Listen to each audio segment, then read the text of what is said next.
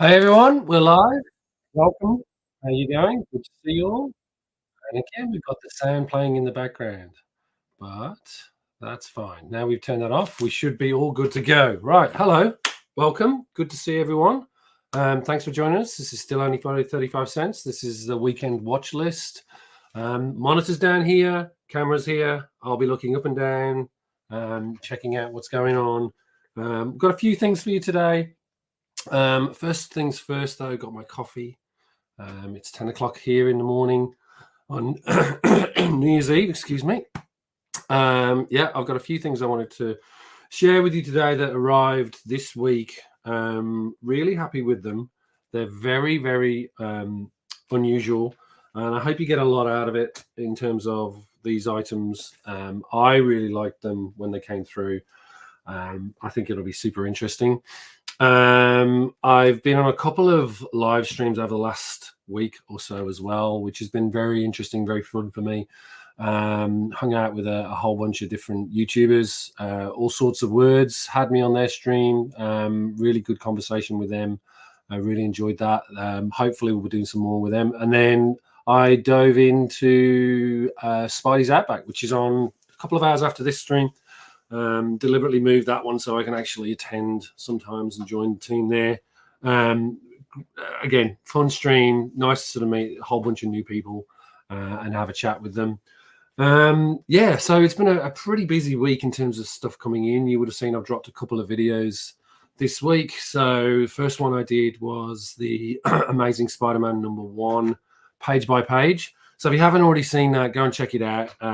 What I do in that series is essentially take the books before I grade them or have submitted them, and I record reading through the book, like essentially taking the book and looking at each page, turning the pages over, so that before they go in the slab, I'm able to actually have something to remember what that book actually looked like on the inside. It's been really interesting in terms of going through those older books, especially for some of the sort of early house ads. You do get those in the facsimile copies. But essentially, it's still not the same as I've mentioned on some of the streams with some of the other YouTubers as well. Like there's nothing that beats the feel of a book in hand of that age. So it's great to read through those.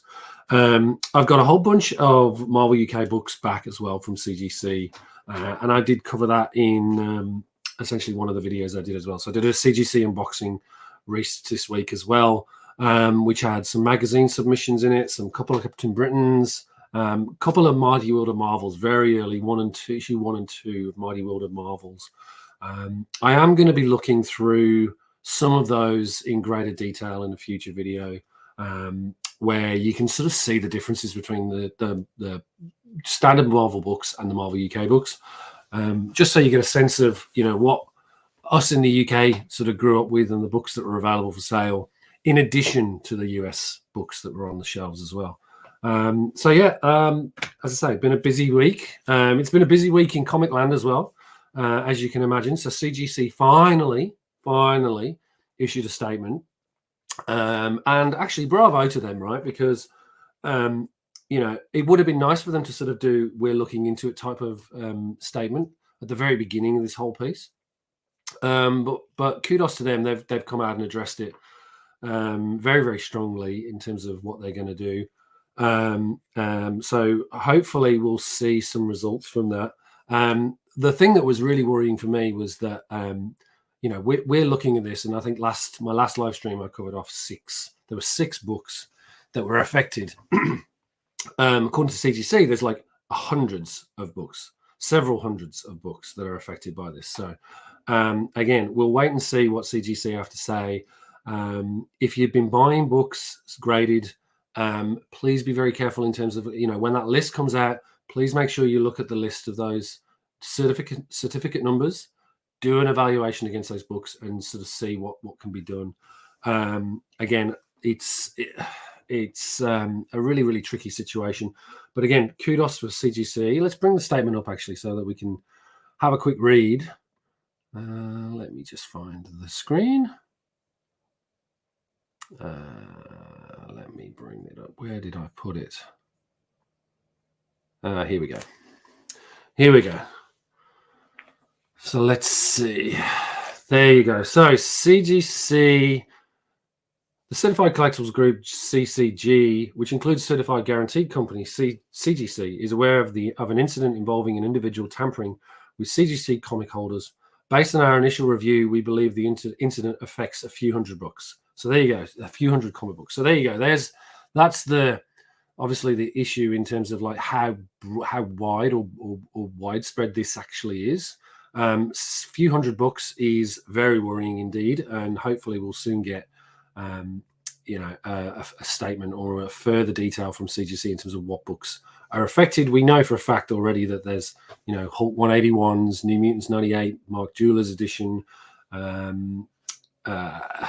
It's an ASM 252 Mark Jewelers as well. But yeah, it sounds to me like there's a whole number of different books that are going to sort of come out in the wash here. They follow up with CGC exists to protect the collecting community. In the last 36 years, we've certified more than 85 million collectibles, each one backed by a comprehensive guarantee. The trust we build in our community sometimes makes us the target of bad actors, and despite our vigilance, this individual tampered with some of our holders. If you purchase one of the books that this individual tampered with, we will ensure that you're appropriately compensated for losses arising from any failure in our services. We expect to share a full list of books that we believe are impacted as soon as possible. Good to hear. We also have retained a leading private investigative service and outside counsel to conduct a comprehensive review of this incident and our processes, and to help ensure that this individual is held accountable to the fullest extent of the law. We have already made significant improvements to our processes as a result of this incident, and we will continue to take appropriate steps to help ensure that this type of incident does not happen again. We expect to share more information when we have it. In the meantime, if you have any questions or would like to share any information with CCG, please reach out to us at reportfraud@collectiblesgroup.com. So again, they've come out, they've made the statement. I think it's positive that they're addressing it with the community. Again, it'd be interesting to see if any of the YouTubers that discover this, or the sort of boardies that were really, really responsible for sort of uncovering and digging deep into this stuff, are actually sort of touching base with CGC. And it would be good if,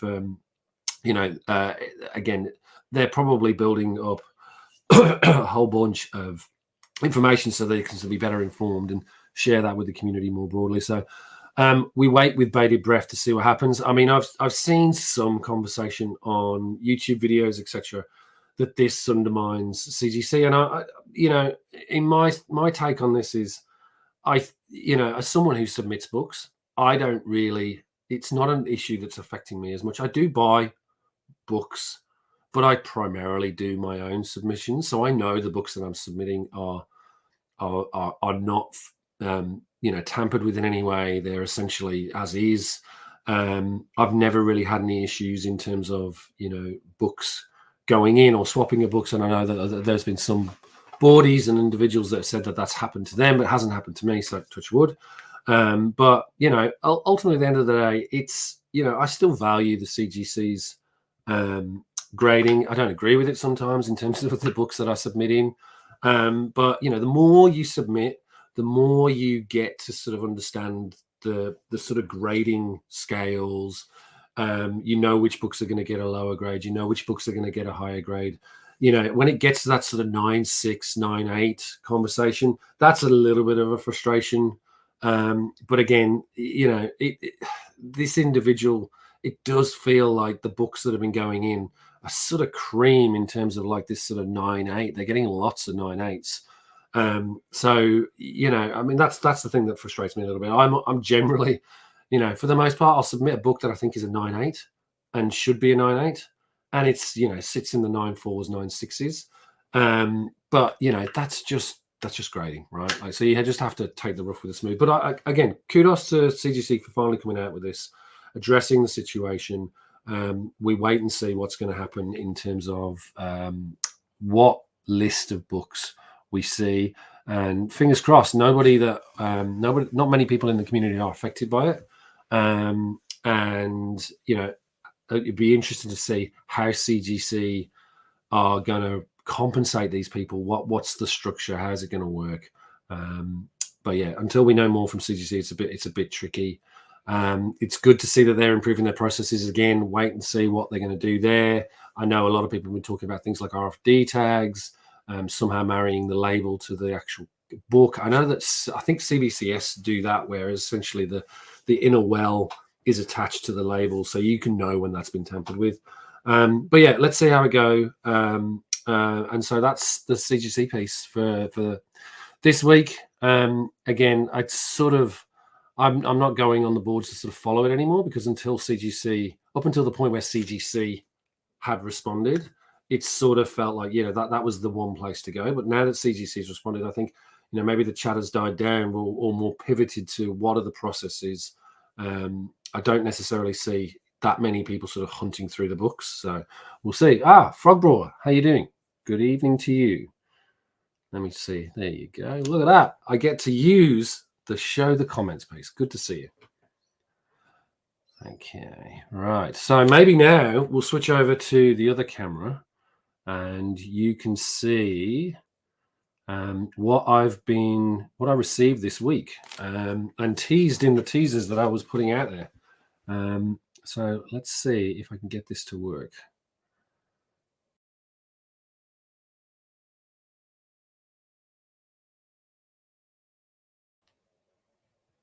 That's better. So I'm assuming you can hear me out there in the big wide world because I just switched cameras. So now let's see if I move to this mode.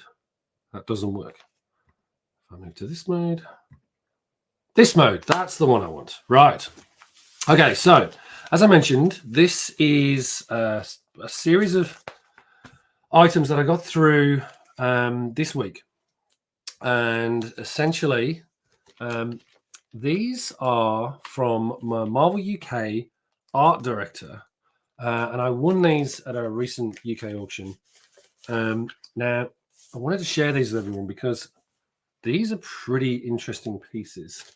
So you'll see here, there's a whole bunch of these artist proofs that were produced so that they could actually review the covers of these Marvel UK books. So I got a lot here, which has, I think it's got 4 in here. I've got another batch coming, which is a full color separation process on another copy of Mighty World of Marvel, but I wanted to share these with you. So we've got issue 184, which is a recreation of the Hulk. I think it's either it might be 184 or 183 in the US copies. I'd need to go back and check, but it's essentially taking the original cover from that book and then repurposing it into the sort of format that Marvel UK did. So you can see here, this is, you can see the alignment marks on the side. It's in beautiful glossy, I don't know if you get the glossy paper there. So it's super, super pristine condition. So yeah, that artist proof of issue 184. Then we've got another, I'm not sure, again, I think this is another copy that was from the original US comic artwork. Again, recreating it in the sort of Marvel UK format. This is issue 182, again with that beautiful trimpy cover. And you can see here, so these are both from March and April 1976. And again, you can see the gloss. I don't know if I can get that. You can see the gloss on these and how well, like beautiful sort of print. So I'm thinking I might get these framed, put them on the wall, but they're pretty impressive. This one doesn't seem to have the markings. So again, this is sort of a little bit cleaner than the other copy. And then I've got this other color start. So this is 170 from January the 3rd, 1976. And you can see here, I know this cover from the US Sense edition. Again, as you can see here, it's like, beautiful artwork that they've, converted into the Marvel UK format.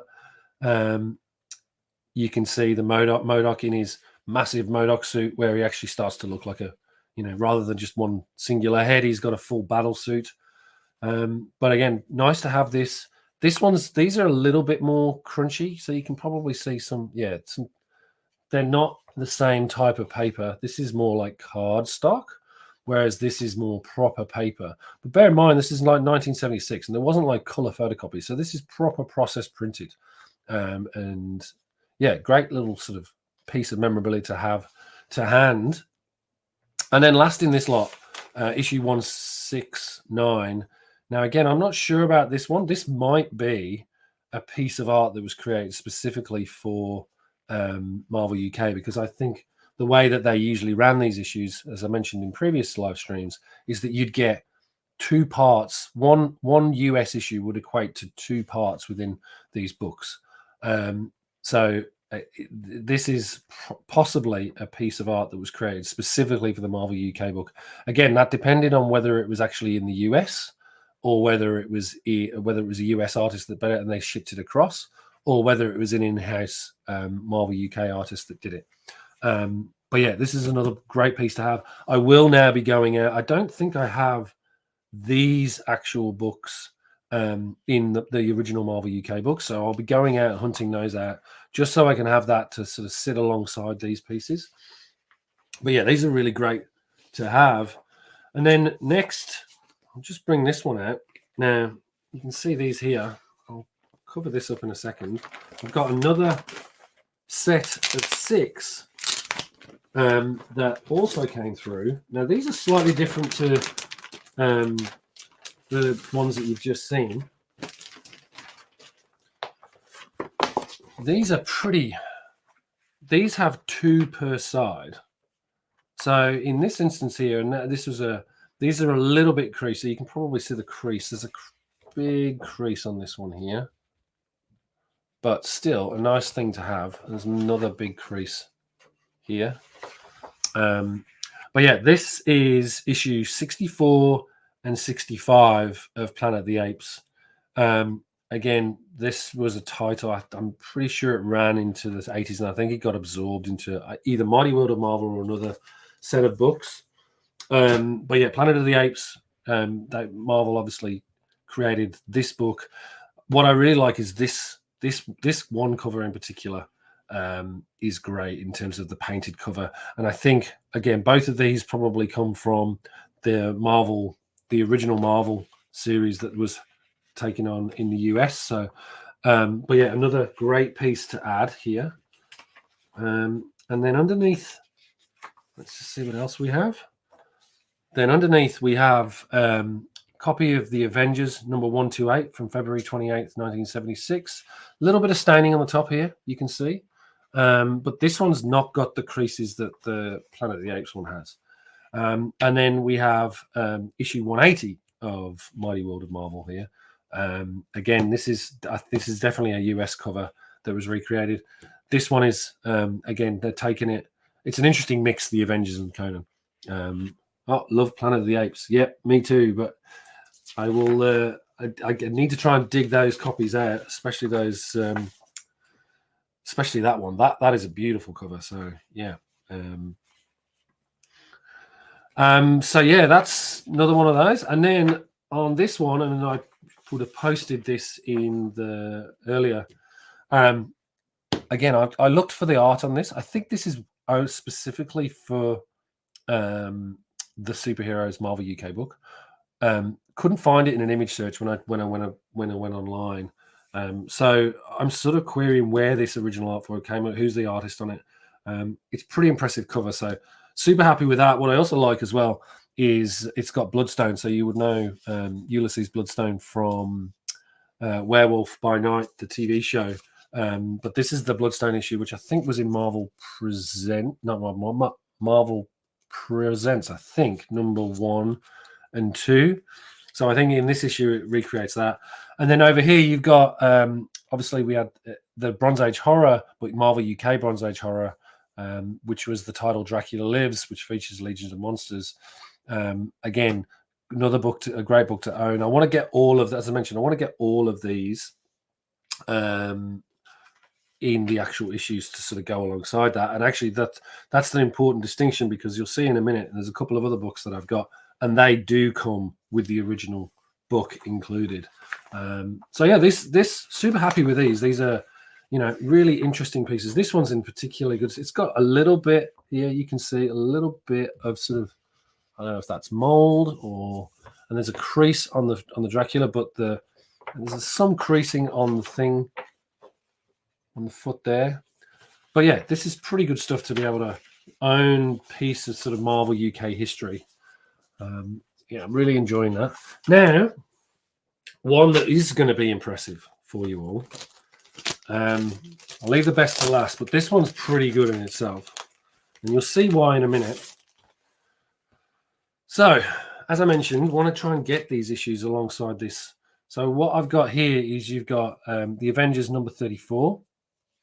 And you can see here some of these, you know, we've gone through this before, right? Some of the UK books would have artwork created specifically for these books. I suspect that's probably one of them. It doesn't look like it's Jim Starlin, but we'll see, because I'm not sure who's art on this actually. Paul Galassi. So yeah, so not Jim Starlin, Paul Galassi in this instance. But you can see here black and white art, and they used a lot of this sort of stylized fill, transfers, straight lines, etc., to give you that sort of contrast in terms of the black and white. So we got obviously Shang-Chi here, and hilariously, this is the Avengers, and the lead story is Shang-Chi. Then you get the letters page to Stan and team here in Marvel UK, and then you get the Mighty Avengers. So here it's Living Laser story. So way back in terms of early, and you can see again, look at the coloring, right? Like the black and white art wouldn't have had this original sort of grey coloring over the top of it. So it's interesting to see that. We've got a nice center spread here with essentially an art competition where they're trying to create characters. So you've got Super Frog, Creepy Crawly, Funny Girl, Missile Master, Gun Hand, Whirlpool, Diamond, Doctor Doom and his Cloak Mysterious, Whip Ray, Captain Incredible, Zygodactyl, Voldar the Evil, Mira, Corrosive Man, the Scorpion, and Space Drifter. So that's an interesting look at what the kids of those days were trying to recreate superheroes. Black and white has a totally different feel. It immediately makes it creepier for me. Agreed, especially on those the horror books. And it's one of the things that I used to get Tales to Astonish and Tales of Suspense and Amazing Fantasy Stories reprinted in these Marvel UK books. And essentially, you'd get a real dread and foreboding from them, because exactly that, right? If it's in black and white, you really feel sort of the creepy nature of it all. And it's interesting you say that, because this Doctor Strange story at the end, Doctor Strange takes on a whole new light in terms of, you look here, look at the way his face is lit up here. It really sort of adds a sort of extra level of depth to the whole piece. So we'll take you through this story really quickly, but you can see here, you know, that essentially you get to see the artwork in its black and white state with a little bit of sort of extra grey colouring added where needed to sort of emphasise some of these pages. But it's pretty stunning. Like this one's a good example here. Pretty stunning to get this sort of artwork and see it. And speaking of artwork, what this book comes with is essentially the original paste down pages from in terms of being able to produce these pages. So let's just match them up and you'll see what I mean here. So this is the paste down page, and this is the actual end product. So I'll try and zoom in so you can see it a little bit closer. So you can see they've photostated the page, and then they've added extra color elements, I believe, in terms of the story here and there. So you can see story page number 2. So that maps story page number 2 here. And you can see the two side by side. And then we've got story page 3. So we'll put that side by side with its original page. So that's essentially marrying the two there. And again, you can see the coloring that they've added on that page and overlaid. I think that, yep. So for sure. Yeah. So if you look closely, that is actually adhered on top. So they've cut out, that's added in and cut out on top. So I can feel that around there. So you can sort of see, if you look closely there, you can see the cutout around that guy's face. So anything that had that coloring is essentially stuck on top of the original art page to give it that extra punch in terms of the color. So that's a great piece to own, because again, you can see the whole process in terms of how the team at Marvel UK, again, looking at this, you can tell that discoloration is probably the glue that sat that down onto the page. So that's a raised piece. The Dormammu is a raised piece. That's a raised piece. That's a raised piece. And you can see a little bit of extra tape here in terms of holding that part of the story down. Again, another one up here and here. Anywhere where there's gray on this plain original black and white art, that's been added over in terms of a cutout overlay on top. So pretty impressive stuff. Very happy with that purchase. And then you can see here, this really starts to come into its own on this page in particular. And this is part of the reason why I wanted these, because this is so impressive and so, beautiful pages from the original Ditko art. So we'll come back here, and again, you can see the finished product, and then you can see how they achieved this. So again, let's look closely on this. Dormammu is, you can see the glue again, the sort of discoloring in terms of the aging of the glue, but that is essentially, they've colored it, and then put it back on the page itself. And I can feel the edges here. Again, you've got Dormammu. You can feel those sort of edges and that overlay on top. Then you've got Doctor Strange here. And there's even a planet inside Eternity that has been colored. And in fact, there's two where you can feel the extra, where they've cut through the black and white, recolored it, and then appended it on top. And again, you've got the gray here. So it really sort of adds an extra layer to this whole, literally an extra layer to this whole piece and the actual original artwork that you can see here. But it's great to have this in hand, and these are in excellent condition. You can still see the original gloss from these photostats. So it's like that cardstock on the previous images that I was showing. So pretty impressive. Very happy with that. Then we got story page number 5. Put that side by side by the original, by the actual book itself. So you can see here this amazing sort of splash page of Eternity, Dormammu, and Doctor Strange. And again, the Doctor Strange, they've taken a image of that, cut it out, added the coloring they wanted, then reattached it to the page. So Doctor Strange is the only one on this one that's been colored in. But again, you can see here in particular, let's just zoom in on that, right? So the gray is essentially, the edge is where the gray ends. And so you can feel all the way along that leg part there and this arm part. Underneath is the original photostat of the art, and then on top they've laid over this Doctor Strange image, and you can see it really clearly in terms of what's happening. Let's just bring it up closer to here. If you look at this cloak, if you look at the cloak of levitation, and you can see the edging is not as clean there. So it's fascinating to see how this process came about. So interesting to sort of see. And again, you can see the gloss and how these worked. It's it's super interesting. Again, seeing the process and how these things were pulled together is absolutely fascinating.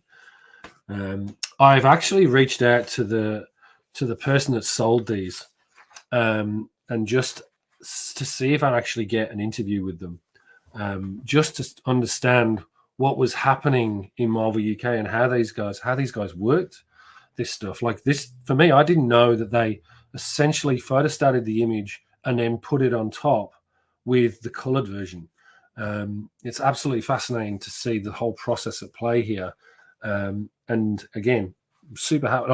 I'd love to get more of these because I just think these are sort of they're such an amazing piece, and I'll be framing a few of these, I think, because it's particularly this one. Like, I love this piece of art, absolutely fantastic, and to have a copy of that. And again, you'll notice what's interesting. I need to do a comparison actually. I haven't got that book to hand, but let's just see. So I suspect that's probably the original page size, and then they blow it up in terms of, because it's not the same size here. So they obviously blow it up by 10% or something like that in order to get the right size for the magazine. And it's a fascinating one that, like, clearly that must be, because the sizes just doesn't match. And it's the interior size that's actually, no, it's this. See, so look, the size doesn't match. So it's probably about 5 or a 10% increase in terms of the size that they needed to do in terms of blowing it up. But then they had to recreate the art in the first place. And again, you can see here on this panel, you get the shading of Doctor Strange and that lighting here that we mentioned earlier, where, there you go. So you can see that's the original underneath, and then there's the coloring on top. And again, this makes it super creepy, to your point. So we'll see. I mean, this is probably, the original art would have been double the size of this and then shrunk down in Marvel. So if I think what would have ended up happening is that they would have, what it looks like is they would have got photostats at this size. What did you just say, Frog Brawler? Yeah, that's likely. I remember watching Liefeld talk about how he prefers to draw on smaller paper once upon a time. Yeah, I read that about Rob. I think some artists do. Alan Davis also did something similar. I think originally he thought he had to draw on the half-size page that matched the actual book it was going in. And so you can see that. And if you look at issue 377 of Marvel Superheroes, is it Marvel Superheroes? It might be Mighty World of Marvel. Let me just double check. Marvel Superheroes. Marvel Superheroes, which was the original Marvel Mighty World of Marvel, but it transferred into Marvel Superheroes. And issue 377, if you look at that artwork, you can tell that he was drawing specifically for that size page, as opposed to other pages that he was getting in. And as he progressed to larger format, you can see his art style change throughout the years. So, I mean, I'm currently bidding on an Alan Davis piece at the moment, which I'm really hopeful to get. It's not, I don't actually own an original sort of published art by Alan Davis yet. I keep trying, but just never actually get to it at the end point. But we'll try. Hopefully, I'll secure that one this time. But some artists do prefer to draw on that smaller page. But I think, and again, you look at someone like Art Adams, right? And his work, he needs to work at that bigger level because it's so much detail. I think the danger with Art Adams, and this is the thing, that when it came to the books, the lines were so small because people he's still drawing at that sort of smaller size, even at the bigger size. And so when it shrinks down, you get this massive, intricate line work that's just crazy. And so it'll be interesting to see. It's been so interesting to see how this has all worked, and they pull it together. So let's have a look at this one. So again, you can see the coloring that they've added here. This would have all just been plain black and white, just the pen and ink. But in this instance, what they've done is they've again added those overlays, and you get all this amazing sort of moody, and it really does, I think, to your point, Frog Brawler, right, it really changes the whole emphasis. Like, you get a real sense of the dread, and that shading just makes it all look that extra spooky. Like, there's a one single light source. Like, the fact that you look at this top page and then the light blocks out and Doctor Strange is in this sort of amazing shade from it. It's pretty impressive stuff. So yeah, very happy with that. And then we've got another story page 9. Shame I don't have a story page 1. Story page 9. Story page 9 is this one. So I don't have this page, and I don't have this page, which would have been really nice to have. So I'll be checking up and seeing if that's actually available. But yeah, that one itself would have been nice to have. Missing this one. But then I do have this one. And what's interesting, and I've just noticed this, if you look at the top of each one of these, there's a little bit of text in terms of, and that's not included on this original art. So you've got the final battle here. If eternity be trapped, Dormammu strikes. Eternity is free. Battle of the Mystic Giants. Impact. Chaos, which is the previous page we talked about. And then this next one was Death of a Timeless World. And then this one, which you see here, again, you can see the sort of black and the grey colouring on top. This one titled Reunion. See Baron Mordo and Clear, as well as some of the others from Comatage. And then last, we've got the end page, which is, again, you can sort of see how they've done this. Like, again, the colouring, the fill here, this one in particular, let's just bring it into shot. They've applied a Letraset fill style on top of it and glued that on. Again, you've got Doctor Strange, and you can see the line here, actually. And that doesn't translate to the book.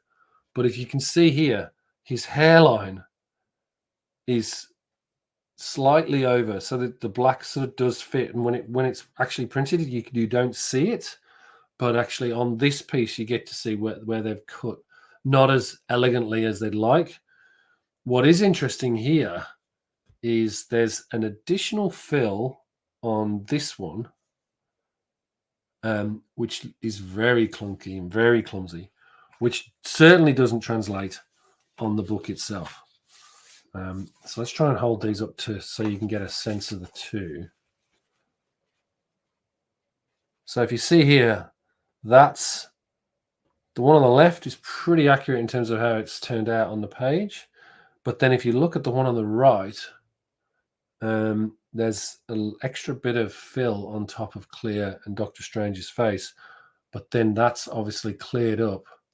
It looks like what they've probably done here is that they've gone in with another copy later on and readdressed that, or just stuck a face, because it looks, if you zoom in on this, it looks as if Clear's face has been cut out of the original photostat again and then added on top. So again, that's an interesting piece that obviously that's not the full finished version that they would have done, unless, of course, that's fallen off from the original piece. So anyway, that's that one. Hopefully that was interesting to you. I'm certainly blown away by that, because it's not something that you see every day. And the last one I've got, let's bring this out. Careful not to damage it on the way through. So, Spider-Man Comics Weekly from June 16th, 1973.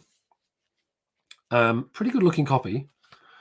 No free gifts in this, unfortunately. So, but again, now I'm thoroughly intrigued by how this all works.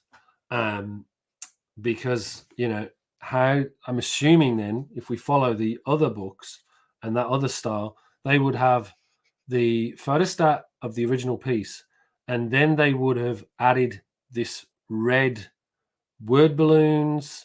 They would have added the red in terms of his vest here on top of the original photostat. And this one suggests it's multi-layered, right? Because if you look here, the couch is grey, Spider-Man's suit is grey, and then there's this red. So it's fascinating to sort of think that this is probably a 3 or 4 step process. Yep, good to see you. Thanks for joining, Frograwler. Hope you enjoyed it, mate. See you soon. So yeah, this will be fascinating to see if I can get a piece of one of those, and see the process that they are put in place here. But yeah, like other early Marvel books, you get this sort of primary color with black and white, and that's the sort of general style that we used to see them in the UK. There you go. You get your letters page, the winners for the 300 lunar module winners. The story continues.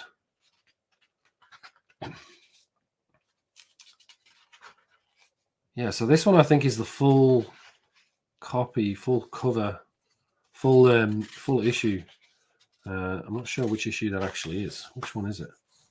Spidey Goes Mad issue. Look at the coloring on here. So this is a. You never know when you open these early Marvel UK books what you're going to get, in terms of how they're going to color it, what they do. It's like this is, at this point you've got orange, and you've got red, and you've got black and white, and you've got this grey coloring. You sort of say to yourself, at some point they probably just went, should we just make this full color? Like, surely they're doing like a 2 or 3 stage process here. And there you go, you get the full issue of that. Spider-Man medallion coin offer, issue of the Mighty Thor. Again, you can see it's in that red and black and white. Another early issue. Quaver Protectors foil the magic scruncher. Again, look at the way that they've done this. So you'd seen like in the similar issue, in the similar vein that we had that, they would have done an overlay over the original photostat. Not sure if what's happened there. Let's just zoom in on that. But again, like, I'm assuming that is either, it'd be good to get another copy of this and just see if that is an issue that's across all prints, or rather just this one, or just like an extra bit of printer's ink that sort of got on the book. And then you got a great. This is the other thing. You always used to know when someone from Marvel in-house would generally draw something, versus them using it from the US. And you can really see that here. So I don't know if you can see. So the thing sort of like looks okay, right? There's a free football competition which will be appearing in Marvel next week.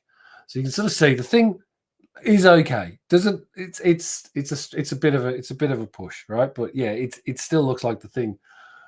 But then you look at Mr. Fantastic and you sort of go, okay, that's not the sort of quality that I would expect from a Marvel person. So it can't be too harsh, because again, this is 1973, and I suspect that this was drawn by the art director, because this is the piece that we're going to come on to next. Then they had this great full color pinup of the Incredible Hulk on the back cover, Marvel Collector's Special, and this is number 3. I need to go back and check issue 17 and 16 just to see what was the Marvel Collector's Special on the backs of those. But hand painted, or it looks like hand painted. We'll come to that in a minute. Image of the Hulk, which I don't think has been printed anywhere else that I would know of, and it's probably exclusive to this, because it was probably a piece that was created specifically for this. And that's my point, that this is that original piece. So yeah, I was lucky enough to secure this. It's got a little bit of damage down here at the bottom where it's been stored. It's got a crease on the original artboard. But yeah, absolutely brilliant. Not a bad looking picture of the Hulk. And I don't think, as I mentioned, I don't think that's been used anywhere else that I know of. So a really nice piece to add into the collection, and having it with such a high grade copy of this as well sitting alongside it. Not sure what I'm going to do yet in terms of presenting both of these, but I really love, I don't know if you can get a sense. If we zoom in a bit, you can see all the brushwork and the paintwork on this. Like, it's absolutely stunning stuff. Really, really happy with it. If you turn it over on the back, Spider-Man 18, page 40. So you've got that little note. There's obviously been a tear here at some point, but Kent Hollingworth paper, mounted with Kent Hollingworth paper, Darla Board & Co, Wareham, Dorset. So, there's your provenance there in terms of like the original piece. But yeah, love this. Super happy to pick this one up. Just a really interesting piece of Marvel UK vintage memorabilia. So that's the haul for this week. There is a number of other things that have come through, and I sort of did a watch list last week in terms of some of those books that came in. What is interesting, and I'll reach over and grab this, and you probably, I don't know if anyone else got this. I know that a couple of other YouTubers and Instagram comic book accounts that I follow, we all got this and this. And I think John and Richard on Bronze and Mod of Gods talked about this one. This is that 9.8 Amazing Spider-Man #1 from the Curator pedigree. God knows what that's going to go for. We shall see. And there's some interesting books in here. January 11th through the 14th. So it'll be fascinating to see how these go. These are all obviously the bigger books that you're going to find. And so prices will just be ridiculous. It's a 7.5 Incredible Hulk 1, so I'll be keeping my eye on that to see how that goes, given the grades of mine. Obviously, I've got a couple. I've also got an Incredible Hulk 2 that I got recently as well, and that's sitting back in the UK. So I'll grab that at some point. Bring it home. UK price variant, 9.6 Incredible Hulk. Yeah, I mean, this will be interesting to sort of. I think John and Richard are thinking about doing a live stream when the auction's on, which I think is going to be a good idea. So I may start doing something similar as well, but mostly on some of the smaller auctions, because obviously we all can't afford some of these big books. Now is the time to buy, though, but I don't think we've all got like a few 100,000 lying around for the most part. And so that's why things like this are really interesting to me, because you can sort of get them at if you know where to look, you can get these sort of really interesting pieces of early memorabilia, vintage memorabilia, reasonably cheaply. I'll say reasonably cheaply, but reasonably accessible to most people, and do have a really interesting history to them. So super happy to have this and that for those photostat pages and the printer's proofs. Obviously, I've got some more coming through in the next week, so I'll share those with everybody as and when they come in. And so, yeah, look, this is all I've got for this week, I think. Hopefully you've had it. It was interesting. You got a lot out of it. Let me just, I enjoyed going through this. I've been holding on to them for the last week or so, wanting to sort of do this show and just take people through it. So let me know what you think in the comments down below. Again, if you're not a subscriber, please hit that subscribe button. We've got plenty more of this type of content coming through. There's plenty of books for me to go through, plenty of different items, toying with a few ideas at the moment in terms of the sort of stuff that I want to put out there. I'm going to go and dig through and find my Marvel role-playing game, and the assorted elements for that. Might do a video on that. I've got trading cards. So yeah, there's going to be a whole host of different, unusual, interesting items, not just the usual sort of, views in terms of, top 10 comics to buy. We will be doing videos like that, but for me, it's more around showcasing some really interesting stuff that you may or may not have seen before or even thought about. And I think that's part of the joy of doing this. For me is, getting these items in, showing them and sharing them with you guys, and seeing what you think. And then I've had some interesting comments as well, which have been really good in terms of helping me go and build the collection even more. Like I remember there was a comment just recently about We talked about the copy of Mighty World of Marvel #2 with the Steve Ditko alternate cover of Spider-Man on it. I thought that was the first issue where that was featured, but it appeared in Marvel Mania issue 2. So that's another book now, unfortunately, that has to go on the list in terms of going and trying to hunt out and see what that looked like, where it was. But again, stay tuned. Love to have you next time. We'll be back again next Sunday, 10 a.m. Here in Australia, and would love to have you join us again. And hope you enjoyed the show, and I'll see you soon.